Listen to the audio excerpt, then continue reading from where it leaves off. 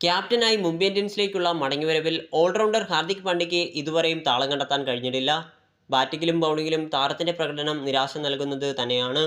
ഇതിനാൽ T20 ലോകകപ്പ് ടീമിലെ താരത്തിൻ്റെ സാന്നിധ്യം പോലും സംശയത്തിൻ്റെ നിഴലിലാണ്.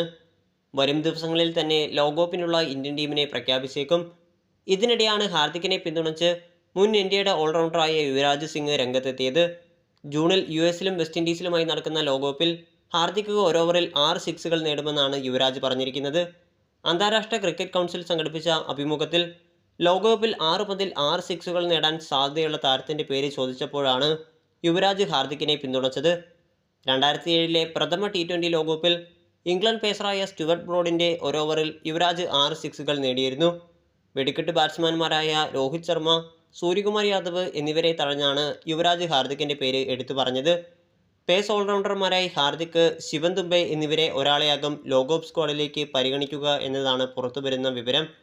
എന്നാൽ മധ്യനിരയിൽ മികച്ചു നിൽക്കാൻ ഇരുവരും ടീമിലുണ്ടാകണമെന്ന് തന്നെയാണ് യുവരാജ് സിംഗിൻ്റെ നിലപാട്.